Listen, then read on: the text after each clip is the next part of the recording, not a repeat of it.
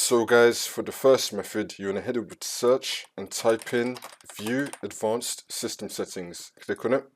And then once you're on this, make sure that you're on the Advanced tab. And now under Startup and Recovery, you're going to click on Settings. And then once you're on this, under System Failure, it's going to be saying Automatically Restart. You want to untick this box and then click on OK. And then click on OK again. See if that works for you.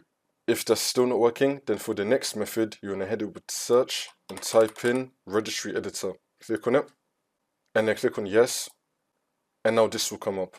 And then once you're on this, you can follow everything that I'll be doing up here. So first you're going to expand HK local machine. And now we're going to expand software. And now we're going to expand Microsoft.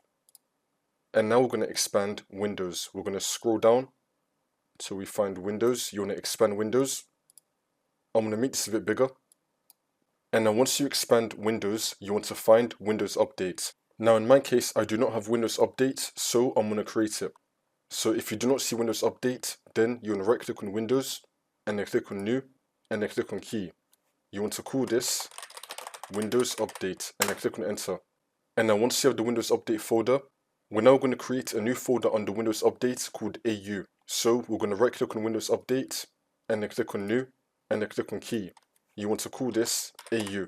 Spell it with the same capitals as I did, and then click on Enter. Make sure that you're now in the AU folder.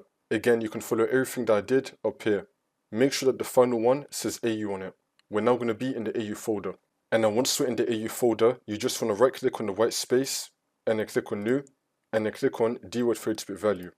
We're going to call this No Auto Reboot with Logged On Users. Spell it with the same capitals and lowercase as I did, and then click on Enter.